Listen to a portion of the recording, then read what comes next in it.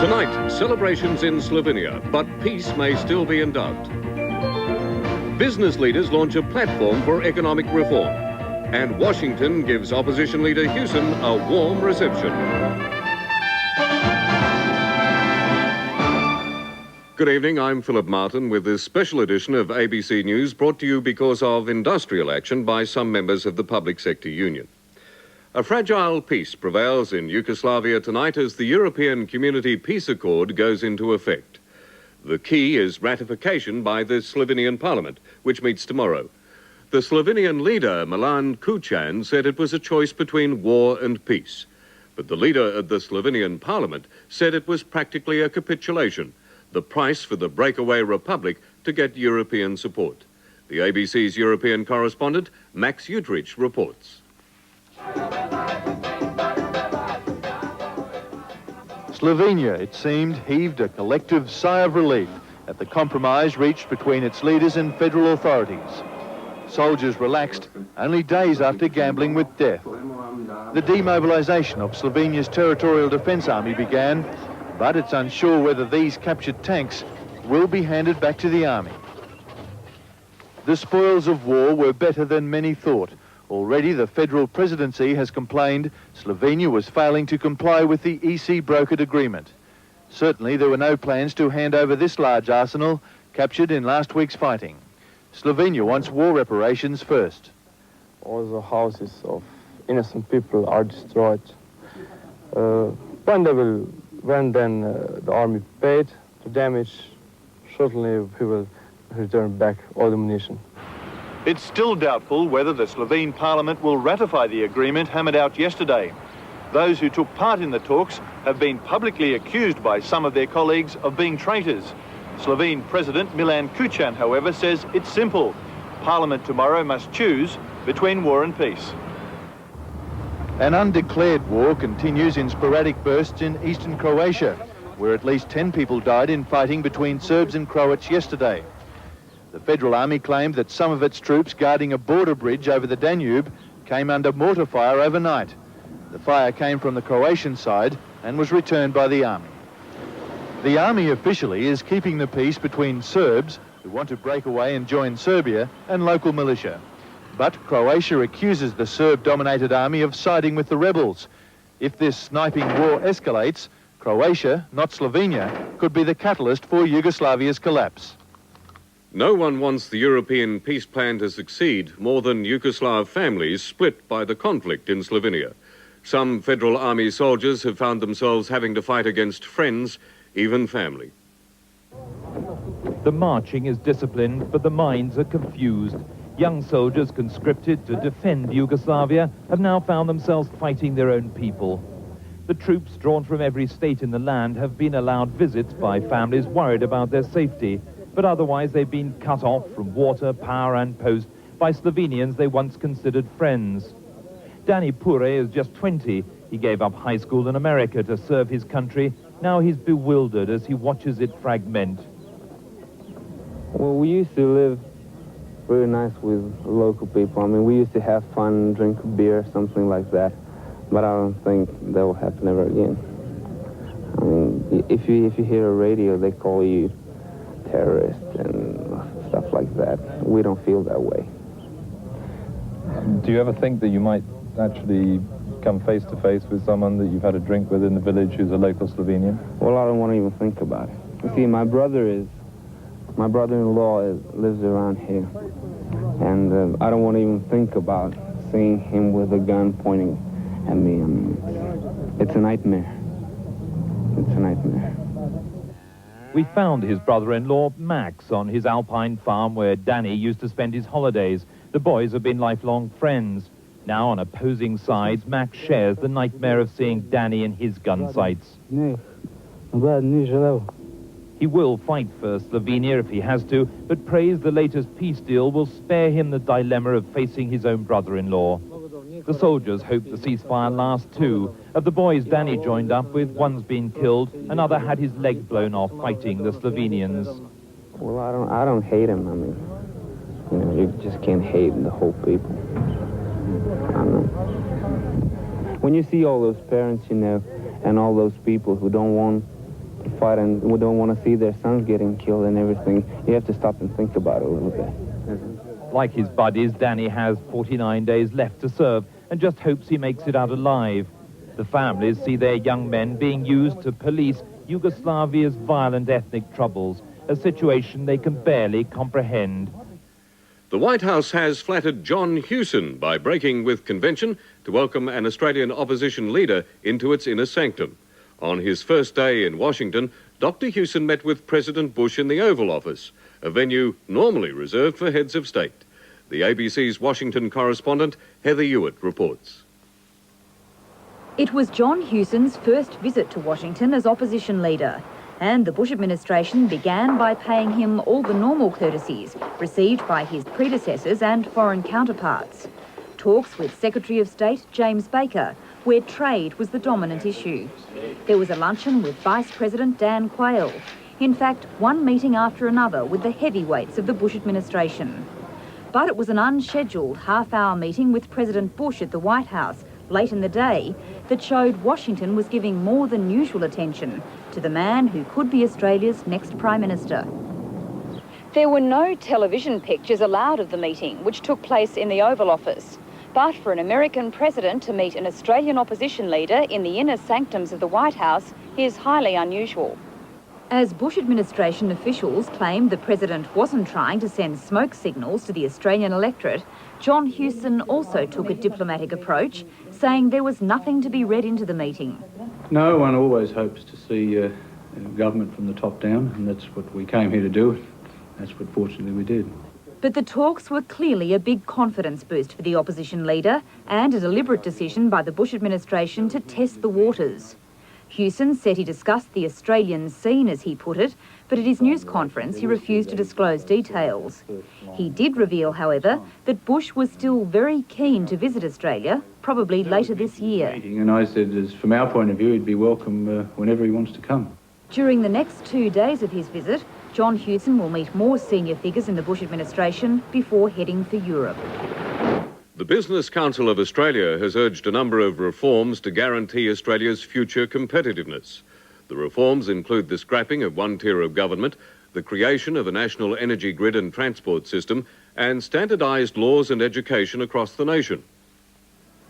Australian industry has frequently been told by government that it must lift its game to become more competitive. But, according to the Business Council of Australia, it's a two-way street. In its blueprint for government in the 1990s, the council says inconsistent rules in each state and the costly duplication of government services have kept our industry uncompetitive. Our business, operating in different states, has different rules, different standards, different educational systems, different legal systems, different industrial relations systems. These are impediments to our competing on an international basis. The key is a national perspective. Firstly, education laws and standards would be made uniform across the country, administered by the federal government. Then would come the shakeout. The report recommends state-based services like power generation, education, health and transport be combined into national privatised entities. It says that would immediately save billions of dollars by eliminating duplication in each state. According to the council, that would open the door for scaling down the high level of government controls. It recommends one tier of government be abolished within 10 years, but stops short of saying which one. But with many state government functions being earmarked for privatisation or handing over to the Commonwealth, it appears they would be the most likely targets. The council acknowledges the plans will cause pain, but says change must occur.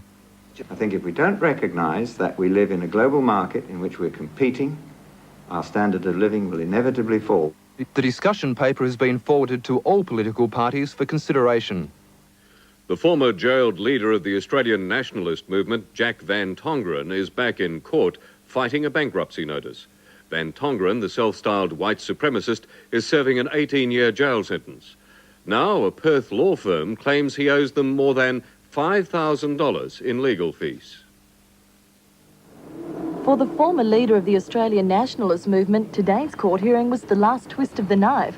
Van Tongeren is fighting a notice of bankruptcy for his failure to pay a legal bill of more than $5,000. Van Tongeren claims he is unable to pay the bill because his house and property has been confiscated by the state under the Crimes Confiscation of Profits Act. Van Tongeren claims the bill from lawyer Jeff Vicarage is invalid because the legal advice was subject to him being granted legal aid, and that assistance was denied. The former A&M leader was granted an adjournment so he can oppose the bankruptcy action. His brief court appearance was amid tight security. Heavily armed officers escorted Van Tongeren in and out of court. Imprisonment hasn't mellowed the former A&M leader. Still defiant and unrepentant, he told journalists he was being persecuted for wanting a white Australia. And in court he said he was in the process of appealing against his 18-year conviction. Van Tongeren and 4 other senior members of the A&M were jailed last year. They were found guilty of firebombing Chinese restaurants and stealing to fund the movement's activities. Van Tongeren's Gosnell's home was the group's headquarters. It was there the movement printed its anti-Asian White Australia posters. Van Tongeren will appear in the federal court again next month. In other news from around the nation today, a police helicopter has crashed in northern Victoria. The single-engine Squirrel came down near Benalla, injuring an officer.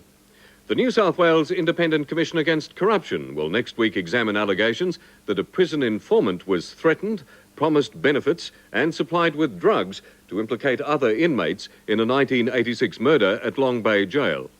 South Australian police have expressed fears for the safety of a 10-year-old boy who disappeared from his Adelaide home on Sunday. They say he was later sighted at a hotel in the company of a 40-year-old man. And the casualty section of 2 Perth hospitals were evacuated today in extraordinary circumstances.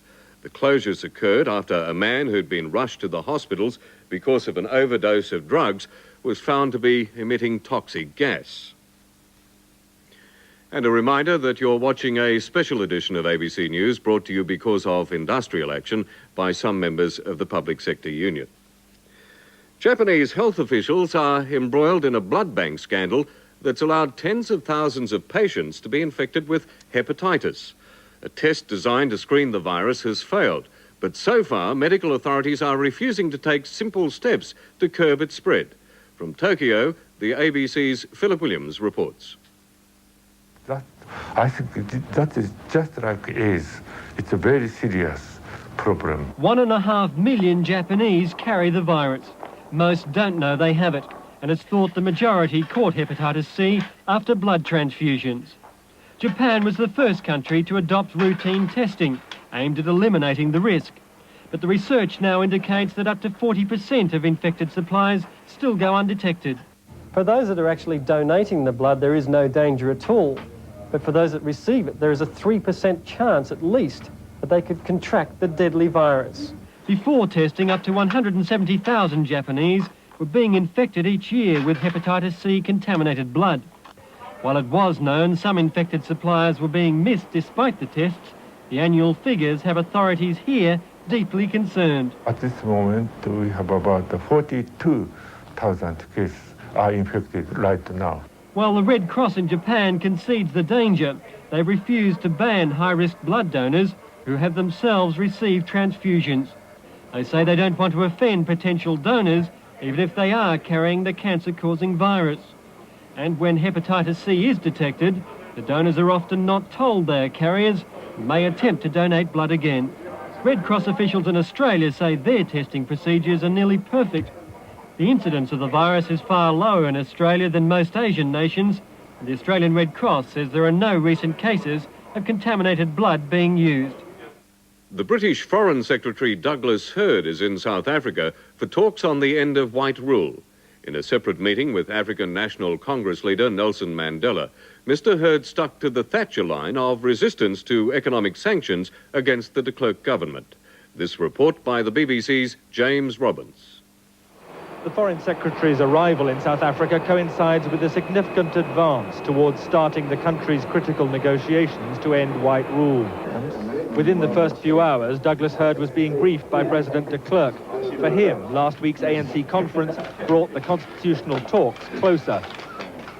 We are in a hurry to get a multi-party conference going, and I'm extremely glad that also Mr. Mandela is positive about this. But Mr. de Klerk attacked the ANC too. At least half the newly elected leadership are communists. The ANC defends the alliance. The president sees widespread popular fear. I think it is a misnomer to speak about an alliance. Later, Nelson Mandela told Mr. Herd that obstacles still remain, but he too stressed the urgent need for talk. But we are all concerned that this dialogue should take place. As you know, our conference gave us a clear mandate to continue with negotiations.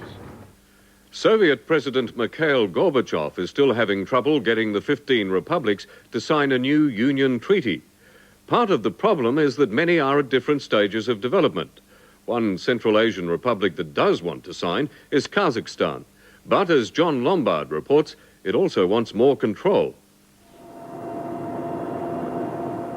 The mountains of Kazakhstan, 4 hours by air from Moscow, on the border with China. This republic is bigger than Western Australia and just as wealthy. It used to be part of the old Silk Route, but today its riches are valuable rare minerals and high-quality beef and Astrakhan wool. Now the people want control of their own resources and the foreign currency it earns. Kazakhstan President Nursultan Nazarbayev is also the republic's Communist Party boss. He's leading a campaign for free enterprise. His chief economic advisor is Korean-American professor Cheng Yong-bang. Mr. President, it was an excellent speech. The first moves from this partnership have already begun. Small businesses are being sold off to private owners. This state furniture factory has now been privatized, with the sale of shares to its 1,600 employees. The manager bought 14,000. Being rich, he says, isn't a sin anymore. Dr. Bang also delivers lectures on private ownership, a crash course in capitalism.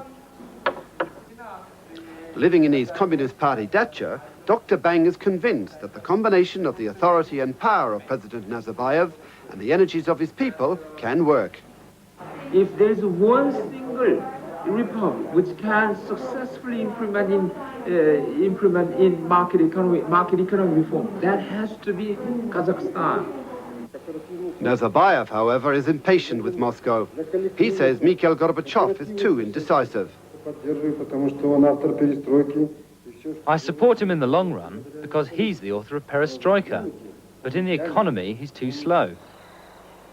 Kazakhstan has abundant resources, and Nazarbayev says he'll make generous deals with foreign investors. For the moment, though, the missing link in this vast, beautiful part of the Soviet Union is trained managers. But it's still early days for this experiment with capitalism. An interstate market share war has cost the New South Wales Government Insurance Office a major contract. The West Australian government has forced its biggest hospital to deal with that state's insurance commission, even though it'll cost $1 million more than a New South Wales bid. The move comes at a time when the hospital is being asked to reduce its budget by $2 million. Since the New South Wales-based GIO won a court decision over the local SGIO and the right to use a similar logo in WA, the battle between the insurers has been well and truly on. Only last week, Perth City Council decided after 15 years with the SGIC to go for a lower premium offered by GIO. This was for the workers' compensation insurance for its 1,400 workers. Kalgoorlie-Boulder City Council also switched from the SGIC to GIO Australia for its insurance. And it's understood Western Australia's biggest hospital, the Royal Perth, with 4,000 workers, has also been looking at how cheaply it can get workers' compensation. It got quotes from the SGIC and the GIO. SGIC's final offer came out at just under $3 million for a year. GIO Australia could offer around $2 million a year and offered a 3-year contract. The saving for Royal Perth Hospital, nearly $1 million a year. However, this is where the government stepped in. I understand the hospital told the SGIC it wanted to take the GIO's offer, but was then instructed by Health Minister Keith Wilson to take the SGIC's premium, costing nearly $1 million more. But the pain for the hospital doesn't stop there. The government instruction comes at a time when it's being told to trim $2 million off its budget. It's been the government's policy for years to require its instrumentalities to insure with the SGIC. Neither Health Minister Wilson nor the minister responsible for the SGIC, Dr. Jeff Gallop, was available for comment. It's understood the matter was discussed with Dr. Gallup before the directive was issued to the hospital. There are fears that oil exploration off Rottnest Island near Perth could pollute some of Western Australia's most popular beaches. However, the West Australian Government and Ampol Exploration say there'll be stringent safeguards. This is the Southern Cross drilling rig, expected to be in position 12 kilometres off Rottnest within days. The toughest conditions ever have been imposed on the drillers, including keeping Mines Department inspectors on the rig during drilling. But there's never been an offshore drilling environmental accident in 20 years of drilling off Perth, and Ampol Exploration is confident it can complete this operation without mishap. We have the equipment, we have the procedures, we have the technology to prevent any kind of oil spill at all. Ampol is concentrating on preventing human error, but Western Australia saw what happened when the Sanko Harvest sank earlier this year, and the Rottnest Society is appalled by the prospect of oil drilling. I think Rottnest has a special place in the hearts and minds of West Australian people. And I think The Society says whatever safeguards there are, drilling for oil is risky, for Perth beaches, not just Rottnest. there's a finite probability of damage, not only to the island, but if there were a spill at the right time of year, more likely the metropolitan beaches. And the Conservation Council agrees. But no matter how genuine you are in your attempts to stop any accidents happen, you can't stop just that one that gets away. There's only about a 1 in 10 chance that the Southern Cross will strike a viable oil field, but if it does, Perth may have to get used to perhaps more than one rig on the horizon. Hollywood has decided to get tough with video pirates, but its campaign is directed at an unlikely market. Movie makers are boycotting this year's Moscow Film Festival, fearing their latest blockbusters would soon be on the illicit market. At a railway station, one of Moscow's many video salons, every day foreign films are shown, mostly American, and the people here love them. But there's a problem. This B-grade movie was never purchased for screening. It's an illegal copy. Even some of the classics are being ripped off. Some state-run Moscow theaters have shown this film legally, but others have used pirated cassettes, meaning that Hollywood's share of the proceeds, like the title of the movie itself, have gone with the wind. Frankly, my dear, I don't give a damn. But the head of the Motion Pictures Association does. And I finally just said enough and informed the Soviet government that we would not send any of our films to the Moscow Film Festival, where they would surely be stolen. America's major film studios have also clamped an embargo on the export of films to the Soviet Union. A new wing to Britain's National Gallery has been opened by Prince Charles. The latest edition replaces a more controversial design scrapped 3 years ago. This report by the BBC's Jenny Bond. It's one of the prime sites in London, and the prospect of designing a building to grace it was a challenge no architect could resist. But it became something of a nightmare. 7 years ago, the plan that had won the design competition for the extension provoked the Prince of Wales into launching the first of his now notorious attacks on modern architecture. What is proposed seems to me like a monstrous carbuncle on the face of a much loved and elegant friend. The plan was scrapped, but with money donated by the Sainsbury family, work on a new design by an American husband and wife team began 3 years ago. This week, the Sainsbury wing will be opened by the Queen. The design is postmodernist, but not radical. Already, though, the exterior has been criticized as bland, boring, and colorless. But Prince Charles disagrees. He was one of the first to see the gallery's early Renaissance paintings in their new home, and it seems to have met with his approval. What it hasn't done is to shout at the old friend from nearby. I mean, it hasn't produced, a rather raucous, younger person standing beside saying, look how old and wrinkled you are, so to speak. The final verdict will lie with the public. So far, though, they've only seen the outside, and they'll have the chance to see the new gallery's inside on Wednesday, when the Sainsbury wing opens its doors. An art collection with a difference has gone on display in San Francisco. It's been described as a heap of junk by some, and that's exactly what it is. This report from American ABC. Jim Groudon is rummaging through a mountain of rubbish, looking for treasure where others see only trash.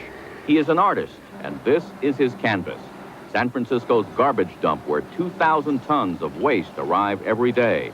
An endless supply of inspiration for the artistic imagination. Groudon is one of several artists in residence who work in a studio at the garbage dump, turning trash into art. What in the world could you possibly see in that? I could add something in here, maybe a carved piece of wood, or stick some marble or something in the center. And that's what he does, gives form and shape to the community's castaways. A sculpture using truck fenders, for example, or chairs and a table created from old metal tubing, or an abstract something or other built around pool sticks.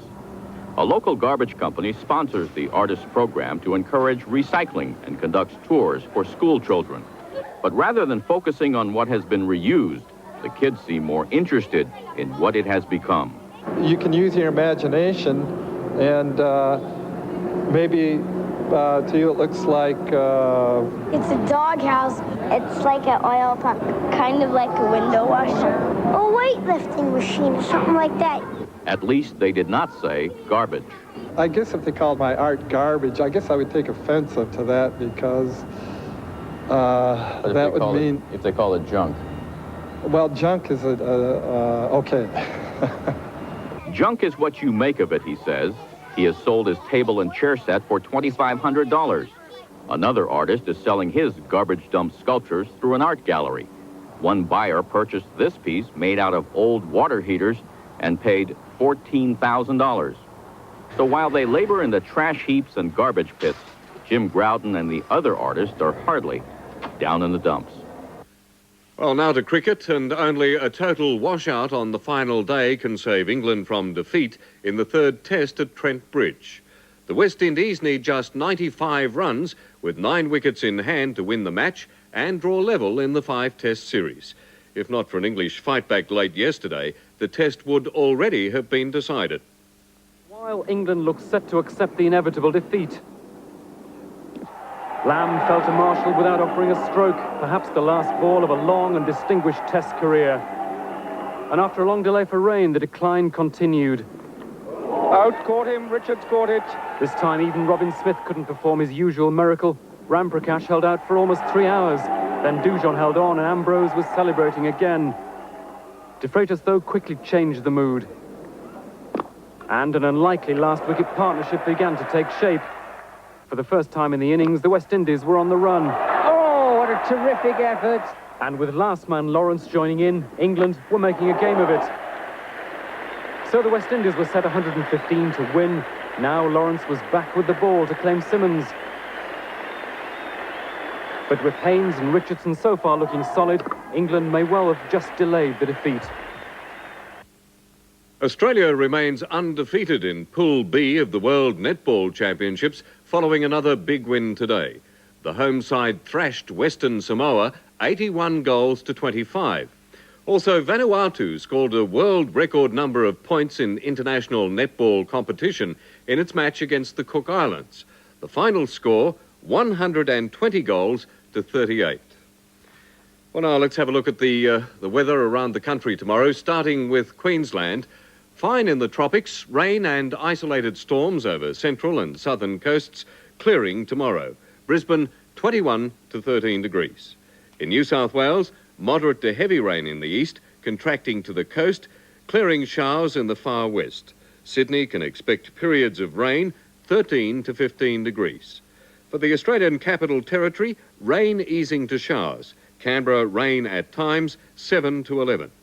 For Victoria, a cool to cold day. Scattered showers, mainly in the south and east. Melbourne, a few showers, a top of 15 and a low of 6.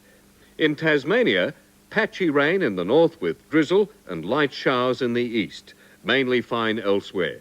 Hobart, occasional drizzle, 8 to 13. South Australia, cool to cold with scattered showers over the settled areas. Isolated falls in the south. Adelaide, showers, 6 to 14 degrees. In Western Australia, fine apart from patchy rain in the southwest and south. Perth, fine, 10 to 17 degrees. And in the Northern Territory, fine throughout, including Darwin, 21 to 30 degrees. And that's the news to this minute. You've been watching a special edition of ABC News, brought to you as a result of continuing industrial action by some members of the Public Sector Union. I'm Phillip Martin. Good night.